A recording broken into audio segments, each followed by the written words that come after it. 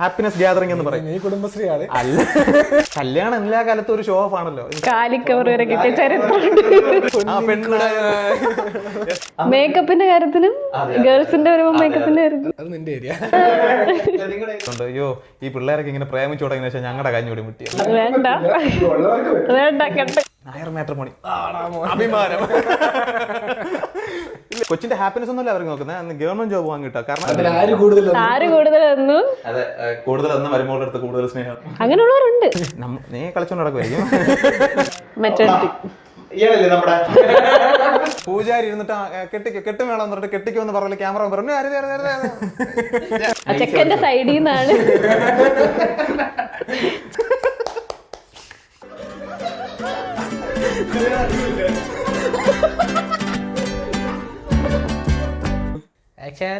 അപ്പൊ ഇന്ന് നമ്മൾ ഡിസ്കസ് ചെയ്യുന്നത് കല്യാണങ്ങൾ, നമ്മുടെ കേരള വെഡ്ഡിങ്സ് അല്ലെങ്കിൽ ഇന്ത്യൻ വെഡ്ഡിങ്സ്. അതൊരു 10 വർഷം മുമ്പ് എങ്ങനെയായിരുന്നു, അല്ലെങ്കിൽ 15 വർഷം മുമ്പ് എങ്ങനെയായിരുന്നു, ഇന്ന് എങ്ങനെയാണ്, എന്തൊക്കെ ചേഞ്ചസ് വന്നു, എന്തൊക്കെ ട്രെൻഡ്സിൽ എന്തൊക്കെ മാറ്റം വന്നു, ട്രഡീഷൻസിൽ എന്തൊക്കെ മാറ്റം വന്നു, അതൊക്കെയാണ് നമ്മൾ ഡിസ്കസ് ചെയ്യുന്നത്. സോ എന്തൊക്കെ ചേഞ്ചസ് വന്നിട്ടുണ്ടാവാം? ഇപ്പോൾ ചേഞ്ച് എന്ന് പറയുമ്പോൾ ഒരുപാട് കാര്യങ്ങൾ വന്നിട്ടുണ്ട്. ഇപ്പോൾ വീഡിയോഗ്രാഫി ആയിക്കോട്ടെ, ഈവൻറ്റ് മാനേജ്മെൻറ്റ് ആയിക്കോട്ടെ, ഈവൻ കാറ്ററിംഗ് ആയിക്കോട്ടെ, ഡ്രസ്സിങ്, ഫുഡ്, അങ്ങനെ എല്ലാ കാര്യങ്ങളിലും നമ്മൾ മുന്നേ കണ്ടിരുന്ന ഒരു കാര്യം മുറുകൊക്കെ ഒരുപാട് മാറ്റം വന്നിട്ടുണ്ട്. മെയിനായിട്ട് പറയണെങ്കിൽ അത് ഇപ്പം നമുക്ക് ഏറ്റവും ആദ്യം തുടങ്ങാം, നമ്മൾ ഇൻവിറ്റേഷനിൽ നിന്ന് തുടങ്ങാം ഇല്ലേ? ഇൻവിറ്റേഷൻ കാർഡിൽ നിന്ന് നമുക്ക് സ്റ്റാർട്ട് ചെയ്യാം. ഇൻവിറ്റേഷൻ കാർഡ് പണ്ട് എങ്ങനെയായിരുന്നു? ഇപ്പം എൻ്റെ വീട്ടിലൊക്കെ ആയിരുന്നെങ്കിൽ ഞാൻ എൻ്റെ അച്ഛനെ സംബന്ധിച്ചിടത്തോളം ഒരാള് കാർഡ് കൊണ്ടുവന്ന് കയ്യിൽ കൊടുക്കണം. കാർഡ് കയ്യിൽ കൊടുത്തിട്ട് എങ്കിലേ പുള്ളി പോകത്തുള്ളൂ, കല്യാണത്തിന് പോവുള്ളൂ. അതാണ് നല്ല സ്വഭാവമല്ല. അതെ, എന്നിരുന്നാലും പുള്ളി എങ്കിലേ കല്യാണത്തിന് പോവുള്ളൂ. ഇന്ന് ആ സിസ്റ്റം മാറി. ഇപ്പം നമ്മളെയൊക്കെ എങ്ങനെയാണ്, ഇപ്പം നമ്മുടെ ഫ്രണ്ട്സിൻ്റെ കല്യാണം എങ്ങനെയാണ്? നമ്മുടെ ഫോണിൽ ജസ്റ്റ് ഒരു നോട്ടിഫിക്കേഷൻ വരുന്നു, നമ്മളെടുത്ത് നോക്കുമ്പോൾ എടാ ലൊക്കേഷൻ ഷെയർ ചെയ്തിട്ടുണ്ട്, എൻ്റെ കല്യാണമാണ്, വരണം. അതൊരു മാറ്റം എന്ന് പറയുകയാണെങ്കിൽ പണ്ടായിരുന്നെങ്കിൽ നമ്മൾ ഏറ്റവും അടുപ്പമുള്ളവരെ വീട്ടിൽ പോയി വിളിക്കും. ഇപ്പം നമ്മൾ ഏറ്റവും അടുപ്പമുള്ളവരെ വാട്സാപ്പിൽ വിളിച്ചിട്ട് നമ്മളിപ്പം അടുപ്പം കുറവുള്ളവരായിരിക്കും നമ്മൾ പോയി വിളിക്കുന്നത്. നമ്മുടെ ഒരു ഫ്രണ്ട്സിന്റെ ഇൻവിറ്റേഷൻ കാർഡ് നമ്മളെ കാണത്തില്ല, കിട്ടിയിട്ടുണ്ടായിരിക്കില്ല. അതാണ് കറക്റ്റാണ് കേട്ടോ. നമുക്ക് വേണ്ടപ്പെട്ടവരെ നമുക്ക് ഇങ്ങനെ വിളിച്ചാൽ മതി, അല്ലെങ്കിൽ ഫോൺ വിളിച്ചിട്ട് കല്യാണം വരണം. ആ ഒരു അവസ്ഥയിലേക്ക് ചേഞ്ച് ചെയ്തത് ഓക്കെ, അത് വലിയൊരു മാറ്റമാണ്. ഇനി വരുന്ന ഒരു മാറ്റം എന്ന് പറയുന്നത് എന്താണ്? ഫോട്ടോഗ്രാഫി വീഡിയോഗ്രാഫിയിൽ വന്നിട്ടുള്ളൊരു മാറ്റം അല്ലേ? മറ്റേ ക്യാമറയുടെ പേരെന്തായിരുന്നു? NX5 എന്നൊരു ക്യാമറ ഉണ്ട്, പണ്ട് പൊട്ടുകുറ്റി പോലെ കണ്ടിട്ടുണ്ടായിരിക്കും എല്ലാവരും അല്ലേ? അതിൽ പിന്നെ ഒരു ലൈറ്റ് ബോയ് ഉണ്ടാവും, നല്ല ചൂട് വരുന്നൊരു ലൈറ്റ്. ഇപ്പൊ ഈ രണ്ടും കൊണ്ട് ക്യാമറമാൻ നടക്കുന്നു, തലേ ദിവസം വരുന്നു, മൊത്തം കവർ ചെയ്യുന്നു, പെങ്കൊച്ചിനെ ഒരുക്കുന്ന തൊട്ട് ഷൂട്ട് ചെയ്യുന്നു, അടുത്ത ദിവസവും ഇതുപോലെ തന്നെ കല്യാണം ഷൂട്ട് ചെയ്യുന്നു, കഴിയുന്നു, പോകുന്നു. എന്നാൽ ഇന്ന് ആ സിസ്റ്റം മാറി, അങ്ങനത്തെ ക്യാമറ കാണാനില്ല. വെട്ടത്തിലൊരു പാട്ടുണ്ടല്ലോ, ആ പാട്ടൊക്കെ ബാക്ക്ഗ്രൗണ്ട് തീമായിട്ട് ഇട്ടിട്ട് കണ്ടിട്ടില്ലേ പണ്ടത്തെ വീഡിയോ ഒക്കെ? പൂ വിരിയുന്നു, അതിൻ്റെ അകത്തുനിന്ന് കപ്പിൾ വരുന്നു, ബട്ടർഫ്ലൈ ആയിട്ട് പറന്നു പോകുന്നു, അങ്ങനത്തെ എഡിറ്റിംഗ് ഒക്കെയാണ് ഇപ്പൊ. ആ സിസ്റ്റം എല്ലാം മാറി. ഇന്നിപ്പോ അത് മാറി. എന്താണ്? ക്യാമറകളെ മാറി, എല്ലാം ഡിജിറ്റലായി. പിന്നെ പ്രീ വെഡിങ് ഫോട്ടോഷൂട്ടായി അല്ലേ, സേവ് ദ ഡേറ്റ്. പിന്നെ ഹൽദിയായി, പിന്നെ റിസപ്ഷനായി, സംഗീതം എന്നൊരു പരിപാടിയായി. അതെ, പിന്നെ പോസ്റ്റ് വെഡിങ്, മെറ്റേണിറ്റി ഷൂട്ട്, അങ്ങനെ നീണ്ടു പോവുകയാണ്. ക്യാമറ ഇല്ലാത്തൊരു പരിപാടിയില്ല ഇപ്പം. ഇയാളാരാ പറയണേ? പൂജാരി ഇരുന്നിട്ട് കെട്ടും വേണം പറഞ്ഞിട്ട് കെട്ടിക്കോ എന്ന് പറഞ്ഞ ക്യാമറ പറഞ്ഞു ഇല്ലേ? ആ ഒരു തലത്തിലോട്ട് മാറി ഇല്ലേ? ഫുള്ള് ക്യാമറ മെമ്മറി കൈയടക്കി ഒരു ഇതായി. ക്യാമറ വേണമെന്നുള്ളവർക്കാവാം, വേണ്ട എന്നുള്ളവർക്ക് വേണ്ട. ഞാൻ പറയുന്നത് അതിൽ വന്ന ചേഞ്ചിനെ പറ്റിയാണ് പറയുന്നത്. ഓക്കെ, അപ്പൊ ഞാൻ അതിനെ അവരുടെ ഒരു മാർക്കറ്റിംഗ് രീതിയായിട്ടൂടെ കാണുന്നുണ്ട്. മേ ബി ഈ ഹൽദി സംഗീതം എന്നൊക്കെ പറഞ്ഞ പരിപാടി നമ്മുടെ ഹിസ്റ്ററിയിലുള്ള സാധനമല്ല, നമുക്കില്ല അങ്ങനെ ഒരു പരിപാടി. അപ്പോൾ നോർത്തിൽ നിന്നും അവരിവിടെ കൊണ്ടുവന്ന് എന്തിന് ഇംപ്ലിമെന്റ് ചെയ്തു എന്ന് ചോദിച്ചാൽ ഓക്കെ, ഓഫ് കോഴ്സ് അവർക്ക് വർക്ക് കിട്ടുന്നുണ്ട്, അതിനനുസരിച്ച് ഒരു പാക്കേജ് ഉണ്ട്. ഇപ്പൊ പാക്കേജ് ഒക്കെ സ്റ്റാർട്ട് ചെയ്യുന്നതിന് 75,000 1 lakh ഒക്കെയാണ്.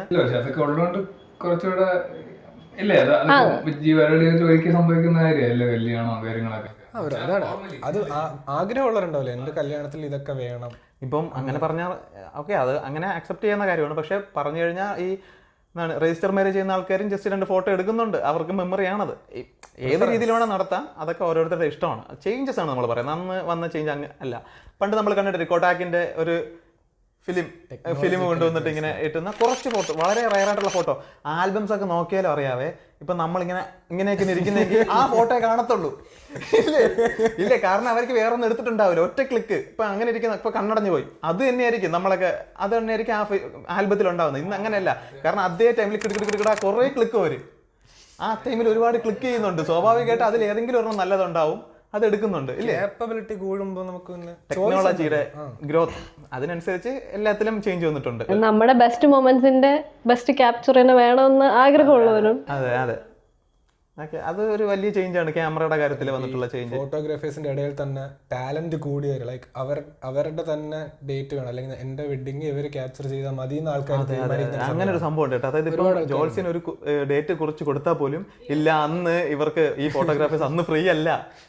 മേക്കപ്പിന്റെ കാര്യത്തിലും ഗേൾസിന്റെ വരുമ്പോ മേക്കപ്പിന്റെ കാര്യത്തിലും അത് നിന്റെ ഏരിയ ഇല്ല, നിങ്ങളുടെ ഏരിയയിലും ശരിക്കും ഇപ്പൊ അത് ബോയ്സും ചെയ്യുന്നുണ്ട് മേക്കപ്പ് ഒന്നും, അതൊരു പ്രശ്നമുള്ള കാര്യമില്ല. മേക്കപ്പിന്റെ കാര്യത്തിലാണെങ്കിൽ ഇല്ല, ഇയാൾ അന്ന് ഫ്രീ അല്ല, സോ ഡേറ്റ് മാറ്റണം എന്ന് പറയുന്നത്, അല്ലെങ്കിൽ ഈ ഫോട്ടോഗ്രാഫർ അന്ന് ഫ്രീ അല്ല, സോ ഡേറ്റ് മാറ്റി തരാവോ എന്ന് ചോദിക്കുന്ന ഒരു സിറ്റുവേഷൻ ചിലപ്പോൾ 50 500 രൂപ കൊടുക്കും. അങ്ങനെയൊക്കെ ഓക്കെ നടക്കുന്നുണ്ട്, ഇല്ലെന്നല്ല.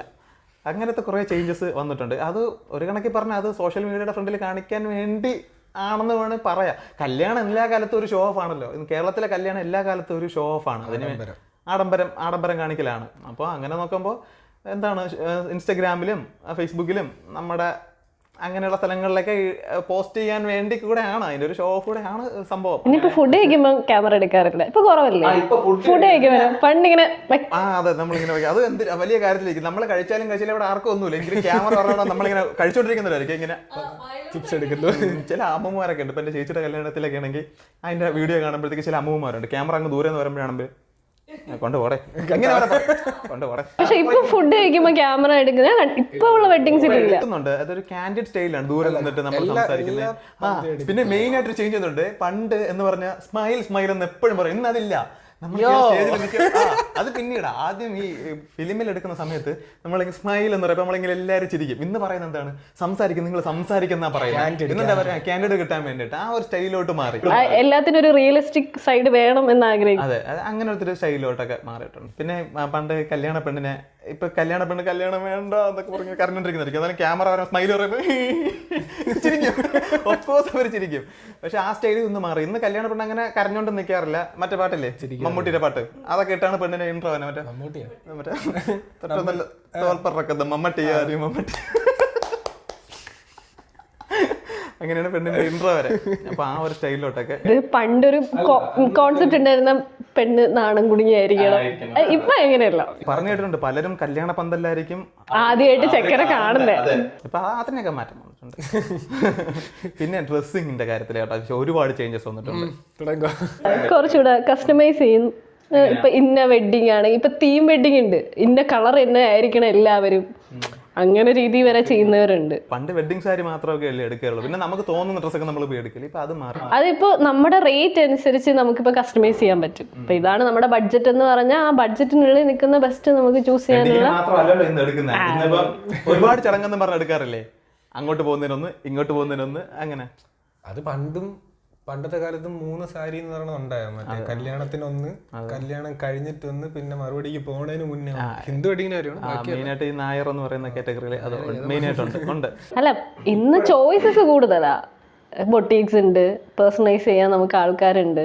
ഡെക്കോ, ലൈക്ക് നമ്മുടെ ബാക്ക്ഗ്രൗണ്ട് എന്താണോ അതിന്റെ അതാണ് പറഞ്ഞ കളർ തീം ഒന്ന് അതാ പറഞ്ഞ അതനുസരിച്ച്. ഇപ്പം എന്താ പറയാ, റിസപ്ഷൻ ആണെങ്കിൽ ഹസ്ബൻഡ് വൈഫും എടുക്കാം, ഒരേ സെയിം എടുക്കാം. അതിനനുസരിച്ച് ഇവന്റ് മാനേജറിനെ കൊണ്ട് ഡെക്കോർ സെറ്റ് ചെയ്യിക്കുന്നവരുണ്ട്.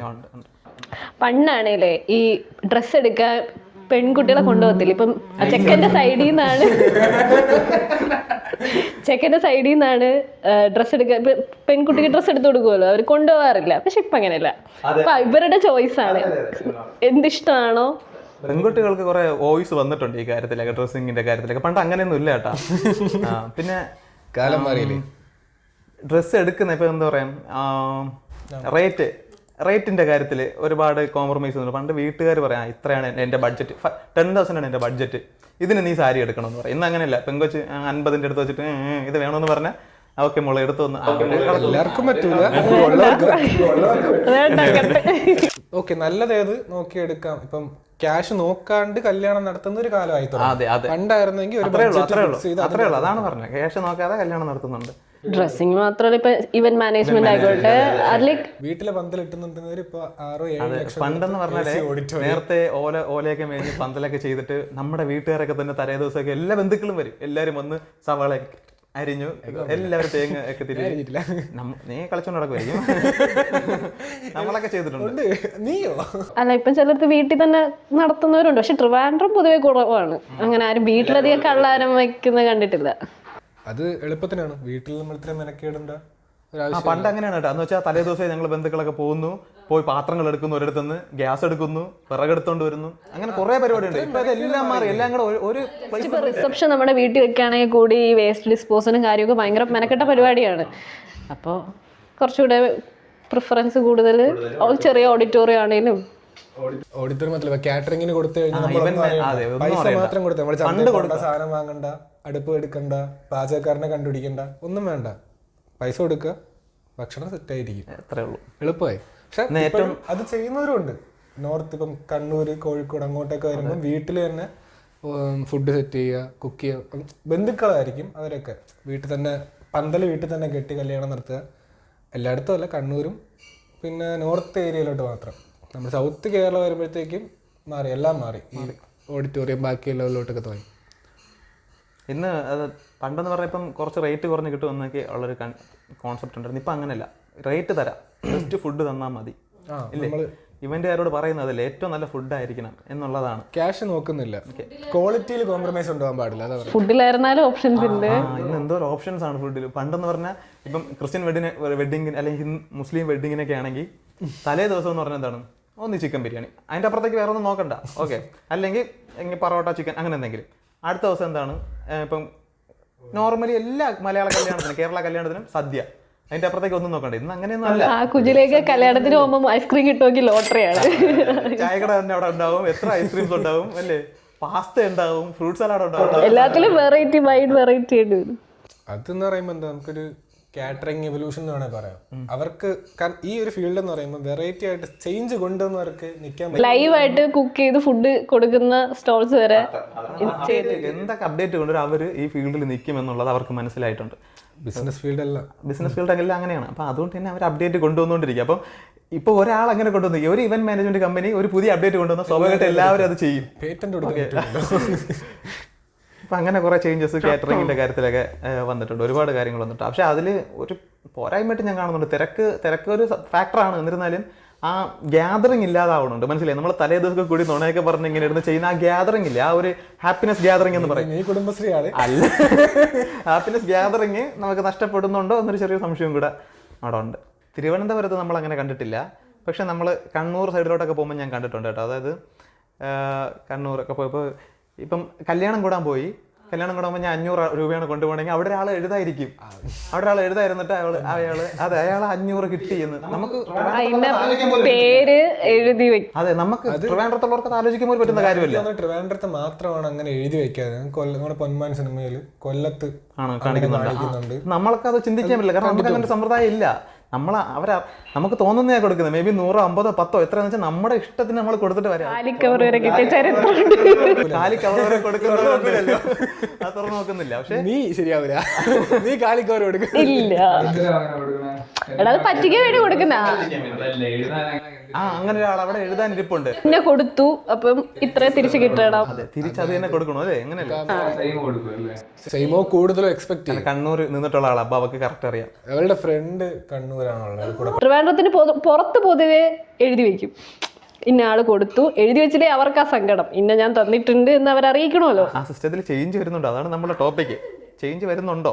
അതെനിക്കറിയില്ല, എങ്കിലേ അത് നമ്മുടെ ടോപ്പിക് ആവുള്ളൂ അല്ലേ? നമ്മുടെ ടോപ്പിക് എന്ന് പറയുന്നത് എന്താണ്, അങ്ങനത്തെ സമ്പ്രദായങ്ങളിൽ വരുന്ന ചേഞ്ചസ് ആണ്. ഇല്ല, ഇവിടെ നമുക്ക് വേണമെങ്കിൽ അത് ഇപ്പൊ പണ്ട് ട്രിവാൻഡ്രത്ത് അങ്ങനെ ഉണ്ടായിരുന്നു ചോദിച്ചാൽ നമുക്ക് അറിയത്തില്ല. ഇപ്പൊ അതില്ല, നമ്മൾ ട്രിവാൻഡ്രത്ത് കണ്ടിട്ടില്ല അങ്ങനത്തെ ഒരു പരിപാടി.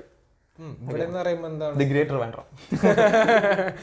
ചേഞ്ച് വരാത്ത കാര്യം എന്നാൽ വിലയിൽ ചേഞ്ച് വന്ന കാര്യം സ്വർണ്ണമാണ്. അന്ന് ഇന്നും സ്വർണത്തിന് 100 പവൻ എന്ന് പറഞ്ഞാൽ 100 പവൻ തന്നെയാണ് ഇന്നും കൊടുക്കുന്നുണ്ട് ആൾക്കാർ. അയ്യോ, എന്റെ മോൾക്ക് 100 പവൻ കൊടുക്കണേ. ലൈക്ക് പല സാധനങ്ങൾക്കും വാല്യൂ വന്നിട്ടുണ്ട്. എന്താ പറയാ, മൂല്യമല്ല വാല്യൂ. ഇപ്പം എന്താ പറയാ, നമ്മളിപ്പം പണ്ടത്തെ നീ നേരത്തെ പറഞ്ഞില്ലേ ആ ഒരു ഗ്യാതറിംഗ് ഇല്ല, അതിനിപ്പോ വാല്യൂ ഇല്ല. പക്ഷെ പണ്ട് 100 പവൻ സ്വർണ്ണം എന്ന് പറയുമ്പോൾ 100 പവൻ സ്വർണ്ണം ഇന്നും 100 പവൻ സ്വർണ്ണം. എന്താണെന്നറിയാവോ, അന്ന് 5000 രൂപ ഉണ്ടായിരുന്നു, പിന്നെ 24,000 ആയി, പിന്നെ 50,000 ആയി. ഇന്നത് 1 ലക്ഷം രൂപയാണ്. ഒരു പവൻ സ്വർണ്ണം വാങ്ങണമെങ്കിൽ 1 പവൻ സ്വർണ്ണം വാങ്ങണമെങ്കിൽ 1 ലക്ഷം രൂപയാണ്. എന്നാൽ പോലും 100 പവൻ കൊടുക്കുന്നുണ്ട്. അപ്പൊ 1 കോടി രൂപയാ, 1 കോടി രൂപ. അങ്ങനെ എല്ലാവരും അല്ല, ചിലരൊക്കെ വിലയിൽ മാത്രമേ ചേഞ്ച് ഉള്ളൂ. സ്വർണത്തിന്റെ കാര്യത്തിൽ പറഞ്ഞ വിലയിൽ മാത്രമേ ചേഞ്ച് ഉണ്ടായിട്ടുള്ളൂ. 1 കോടി രൂപയാവും. ഈ ചേഞ്ച് ഉണ്ടാവാത്തതിന് കാരണം ഈ ജ്വല്ലറീസിന്റെ മാർക്കറ്റിംഗ് ആണെന്നാണ് ഞാൻ വിശ്വസിക്കുന്നത്. കാരണം മാർക്കറ്റിംഗ് മാത്രം, പൊന്ന് എന്ന് പറയുന്ന സാധനം മാത്രമാണ്, പൊന്നിൽ തീർത്തത് മാത്രമാണ് ഈ പവിത്രമായ ബന്ധം. പൊന്നിട്ട് കെട്ടിയാലേ എന്റെ ഭാര്യ ആവുള്ളൂ, മനസ്സിലാണ് കാര്യം അല്ലേ? അങ്ങനെ ഒരു ചിന്തയൊന്നും ഇല്ല. അങ്ങനെ ഒരു ഇത് ഇൻജക്ട് ചെയ്യണുണ്ട്. അത് ഇൻജക്ട് ചെയ്യണം, മനസ്സിലായില്ലേ? ഒരു പെണ്ണെന്ന് പറഞ്ഞാൽ അവൾ കംപ്ലീറ്റ് ആവുന്ന എപ്പോഴാണ്? അവളുടെ കഴുത്തിലും കാതിലൊക്കെ നിറയെ സ്വർണ്ണം അളവ് മാത്രമേ അവള് പെണ്ണാവും എന്നാണ്. അപ്പൊ നമ്മളെ ഇൻജക്ട് ചെയ്ത് കഴിഞ്ഞു, ഇപ്പോഴും ഇൻജക്ട് ചെയ്തോണ്ടിരിക്കുന്നു. അല്ല, ഗോൾഡ് എന്ന് പറയുന്നത് എന്നും ഒരു അസറ്റ് ആയിട്ട് ആൾക്കാർ കണ്ടിട്ടുള്ളത്. ഇപ്പൊ പെട്ടെന്ന് പോയി എന്തെങ്കിലും പൈസക്ക് ആവശ്യം ഉണ്ടെങ്കിലും ആണ്, പക്ഷെ അതിന് ആവശ്യത്തിന് വേണം. കല്യാണത്തിൽ കാണിക്കുന്ന ഷോ ഓഫ് അല്ലേ ഞാൻ പറഞ്ഞു. അല്ല, ആദ്യത്തെ കാലങ്ങളിൽ എന്ന് പറയുമ്പം ഈ ഒരു പെണ്ണിനെ കെട്ടിച്ച് വിടുമ്പോൾ അവൾക്ക് ഇത്രയുണ്ട്, അവിടെ ചെന്നാൽ അവൾക്കൊരു വാല്യൂ ഇല്ലാണ്ട് കാണരുത് എന്നൊരു തോട്ടോട് ചിലപ്പോൾ സ്വർണ്ണം കൂടുതൽ. ഇപ്പൊ വീട്ടില് 2 മരുമക്കളുണ്ടെങ്കില് 2 മരുമക്കളുണ്ടെങ്കില് ആര് കൂടുതൽ വന്നു, അങ്ങനെയുള്ളവരുണ്ട്. അതൊക്കെ നമുക്ക് ടോപ്പിക്കിലേക്ക് വരാം. പിന്നെ കണ്ട ഒരു ചേഞ്ച് ആണ് മെയിനായിട്ട് നോക്കിയാൽ മതി. ബ്രോക്കേഴ്സ് ഇല്ലാതായി തുടങ്ങി ഇല്ലേ? ബ്രോക്കേഴ്സിന്റെ കഞ്ഞൂടി മുട്ടി എന്ന് പറയാം. എനിക്ക് പേഴ്സണലി അറിയാന്നുള്ള മീൻസ് എന്റെ പപ്പയുടെ ഫ്രണ്ട് അല്ല, പപ്പ ബ്രോക്കർ അല്ല, പപ്പയുടെ ഫ്രണ്ട് ബ്രോക്കറാണ്. അപ്പൊ പുള്ളിക്കാരെ ഇങ്ങനെ പറഞ്ഞു കേട്ടിട്ടുണ്ട്, അയ്യോ ഈ പിള്ളേരൊക്കെ ഇങ്ങനെ പ്രേമിച്ചു തുടങ്ങിയെന്ന് വെച്ചാൽ ഞങ്ങളുടെ കഞ്ഞൂടി മുട്ടിയെന്ന്. കാരണം ഇന്ന് പിള്ളേരെല്ലാം അവരവരുടെ പാർട്ട്നേഴ്സിനെ അവരവർ കണ്ടെത്തി തുടങ്ങി. പിന്നെ കുറെ ആപ്പുണ്ട്, അരികെ അങ്ങനെ കുറെ സംഭവങ്ങളുണ്ട്. അതിന്റെ കൂടെ മാട്രിമോണി ആപ്പുകളും കൂടെ വന്നപ്പോഴത്തേക്ക് മാത്രമല്ല ലവ് മാരേജിന് കുറച്ചുകൂടി അക്സെപ്റ്റൻസ് കൂടി. പണ്ട് പാരന്റ്സ് ഒരുപാട്, ഇന്ന് എതിർക്കില്ല എന്നല്ല, പക്ഷെ എന്നാൽ അക്സെപ്റ്റൻസ് കൂടുതലാണ്. ലവ് മാരേജസ് കൂടുതൽ പാരന്റ്സ് അക്സെപ്റ്റ് ചെയ്യുന്നത്. കാരണം അത് എന്തുകൊണ്ടെന്ന് ചോദിച്ചാൽ പണ്ടത്തെ കാലം പാരന്റ്സ് പോലും ഗ്രാജുവലി എഡ്യൂക്കേറ്റഡ് ആവണുണ്ട് എന്നുള്ളതാണ്. അത് ആ ഒരു മെയിൻ പോയിന്റ് ആണ്. അപ്പോൾ അങ്ങനെ എന്നിരുന്നാൽ പോലും ഒരുപാട് പേരെ ഇപ്പം മെയിനായിട്ട് പറഞ്ഞു കഴിഞ്ഞാൽ ഇപ്പം എൻ്റെ ഒരു ഫ്രണ്ടിനെ പേഴ്സണലി എനിക്ക് അറിയുന്ന ഒരു ഫ്രണ്ട്, അവൻ സ്നേഹിച്ച കൊച്ചിൻ്റെ വീട്ടിൽ ഇങ്ങനെ കല്യാണം ആലോചിച്ചപ്പോൾ പോലും പറഞ്ഞതാണ് ഗവൺമെൻറ് ജോബ് വാങ്ങിട്ടോ. അപ്പോൾ ഇപ്പം ഡീസൻ്റ് ആയിട്ട് അവനൊരു ജോലി ഉണ്ട്, മനസ്സിലായില്ലേ? ഒരു ഗവൺമെൻറ് ജോബിലിരിക്കുന്ന ആൾ ഉണ്ടാക്കുന്ന ഒരു സാലറി അവൻ ഉണ്ടാക്കുന്നുണ്ട്. പിന്നെ കൊച്ചിന്റെ ഹാപ്പിനെസ് ഒന്നുമല്ല അവർക്ക് നോക്കുന്നത്, ഗവൺമെന്റ് ജോബ് വാങ്ങിട്ടോ. കാരണം ഞങ്ങളുടെ സ്റ്റാറ്റസ് അതാണ്, മനസ്സിലായില്ലേ? ഗവൺമെന്റ് ജോബ് എപ്പോഴും ഒരു ടാഗ് ലൈൻ ആണ്, ബേസിക് നീഡ് പോലെ. അത് മേ ബി ആ ജോബ് ഓഫർ ചെയ്യുന്ന ജോബ് സെക്യൂരിറ്റി ഉണ്ടാവാം, അല്ലെങ്കിൽ പിന്നീടുള്ള ഇപ്പം അഡ്വാൻറ്റേജസും ഉണ്ടാവാം. ഞാൻ പറഞ്ഞുതരാം. ഇപ്പം ആ കൊച്ചിനിപ്പോൾ 25 വയസ്സുണ്ടാകുന്ന വെച്ചോ, ഒരു പെൺകൊച്ചിന് 25 വയസ്സ്. അവളുടെ ആ പ്രായത്തിൽ അവളുടെ അച്ഛൻ എങ്ങനെ നോക്കുന്നോ ആ ലെവലിൽ ഒരു 25 വയസ്സ് അല്ലെങ്കിൽ 28 വയസ്സുള്ള ഒരാൾ ആ പെൺകൊച്ചിനെ നോക്കുന്നത് അത് പ്രാക്ടിക്കലി പാടുള്ളൊരു കാര്യമാണ്. ഇപ്പം ഞാൻ ഒരു പ്രൈവറ്റ് ജോബ് ആണെങ്കിലും ഗവൺമെൻറ് ജോബ് ആണെങ്കിലും സ്റ്റാർട്ടിങ് കഴിഞ്ഞ് ഞാനൊരു ഫിനാൻഷ്യൽ സെക്യൂരിറ്റി ഉണ്ടാക്കണമെങ്കിൽ എനിക്കൊരു ടൈം എടുക്കും. ഇത് വേറൊരു കാര്യമുണ്ട് പറയാനാണെങ്കിൽ, ഇപ്പം നമ്മളിപ്പോൾ ഇൻസ്റ്റാഗ്രാം ഉണ്ട്, ഫേസ്ബുക്ക് ഉണ്ട്, അരികെ ആപ്പ്, അങ്ങനെ കുറേ എന്തോന്നാണ് ഫ്രണ്ട് ആക്കാൻ പറ്റുന്ന ആപ്പുകളുണ്ട്. ഇതിൽ നിന്നാണ് നമ്മളിങ്ങനെ ഹായൊക്കെ കഴിച്ച് ഒരു പെൺകൊച്ചിനെ കണ്ടുപിടിച്ചിട്ട് വീട്ടിൽ ചെന്ന് പറയണ, അമ്മ ഞാനിങ്ങനെ ഒരു പെൺകൊച്ചിനെ കണ്ടു, എവിടെയാ കണ്ടത്? അത് അരികെ ആപ്പ് എന്തോന്ന് ഞാൻ ചോദിക്കും. അത് ഇതുപോലെ ഒരു ആപ്പാണ്, ഫ്രണ്ട് ആപ്പാണ്. അല്ലെങ്കിൽ ഇൻസ്റ്റാഗ്രാമിൽ നിന്ന് കണ്ടു, ഓ വേറെ പണിയൊന്നുമില്ലാന്ന് ചോദിക്കും, എല്ലാം പണിയാണ് ഉണ്ടാക്കിയവനെ എന്ന് പറയും. അതേസമയം അമ്മ ഞാനൊരു പെണ്ണിനെ കണ്ടുപിടിച്ചു, എവിടെ നടാ? അത് നായർ മാട്രിമോണി, അഭിമാനം ഇല്ലേ? അങ്ങനെ സ്റ്റേജിലോട്ട് മാറി. സെയിം ഇതിൽ എല്ലാത്തിലും നടക്കുന്ന സെയിം കാര്യം. പിന്നെ അന്ന് മാറാത്ത കാര്യം ഇത് തന്നെയാണ് കേട്ടാ, ജാതി വ്യവസ്ഥ. അന്ന് ബ്രോക്കർമാർ വന്നിട്ട് പറയും, നല്ല നമ്മുടെ കൂട്ടര് നല്ലൊരു പയ്യുണ്ട്, നല്ലൊരു പെണ്ണുണ്ട്. ഇന്ന് ഇതുവരെ ചവറ മാട്രിമോണി, നാടർ മാട്രിമോണി, എല്ലാത്തിനും കാസ്റ്റ്. അപ്പം ആ ഒരു രീതിയിലോട്ട് മാറി. ബ്രോക്കറിങ് അന്ന് എന്താണ് നടന്നത് അത് തന്നെയാണ് ഇന്ന് നടക്കുന്നത്, ഡിജിറ്റൽ ആയെന്നേ ഉള്ളൂ. അതല്ല ഇപ്പോഴും അതിനൊരു ഇടിവ് സംഭവിക്കുന്നില്ല, അതിന് ആൾക്കാരുണ്ട്, അവർക്ക് റവന്യൂ കിട്ടുന്നുണ്ട്. ഇപ്പൊ പുതിയ പരസ്യം കണ്ടിട്ടില്ല ചില അമ്മമാര്, എന്റെ മകളെ ഞാൻ നല്ലൊരു നായർ തറവാട്ടിൽ കയറ്റി വിട്ടു, നിങ്ങളുടെ മകളെ അങ്ങനെ ആക്കണ്ടേ, വരൂ നായർ മാട്രിമോണി, മനസ്സിലായില്ലേ? അടുത്തതിൽ വിളിക്കും. വന്ന് പറയണം ഒരു പെൺകൊച്ചിന്റെ അച്ഛനായിട്ട് വല്ല ആഡ് ചെയ്യാൻ പറയാം. അങ്ങനെയൊക്കെ മനസ്സിലായില്ല. അങ്ങനെ രീതിയിൽ ജാതി ഇൻജെക്ട് ചെയ്ത് ഇപ്പോഴും പിന്നെ പക്ഷെ മുമ്പത്തെക്കാളും ലവ് മാരേജസ് അക്സെപ്റ്റ് ചെയ്യുന്നുണ്ട്. ഇല്ല, അക്സെപ്റ്റ് ചെയ്യുന്നുണ്ട്. അല്ല ബ്രോക്കറിന്റെ കാര്യം പറഞ്ഞോണ്ടിരുന്നത്. അതെ അതെ അതെ, ബ്രോക്കർ. അപ്പൊ പറഞ്ഞു വന്നതേ ഉള്ളൂ. ബ്രോക്കർമാരുടെ കാലം അവസാനിച്ചു. അവർക്ക് വൻ ഇടിവ് രേഖപ്പെടുത്തുന്നു. അവർ വേറെ പണിക്ക് പോവേണ്ടി വന്നിട്ടുണ്ട്. മേലനങ്ങേണ്ടി വന്നു. പണിയെടുക്കട്ടെ നല്ല കാര്യം. ഒരു ഫോട്ടോ അടിച്ച് 500 രൂപ ആക്കുമ്പോഴല്ലോ. പണ്ടൊരു പെണ്ണിന്റെ ചുമ്മെങ്കിൽ ഏതെങ്കിലും ഒരു പെണ്ണിട്ടാ ഐശ്വര്യയുടെ ഫോട്ടോ മരം വെട്ടിക്കൊണ്ടിരിക്കണടാ, ഒരു നല്ല പെണ്ണുണ്ടാ, 500 കാണിക്കാം, 500 സെറ്റാക്കി തരാന്ന്. അങ്ങനെ വാങ്ങിക്കൊണ്ടൊക്കെ പോരുന്നതാണ് കേട്ടിട്ടുള്ളത്. പാർട്ട് 2 ആയിരിക്കും. ഓക്കെ, പാർട്ട് 2 ഉണ്ടെങ്കിൽ വന്നോ നീ നിന്നോ നീ എന്റെ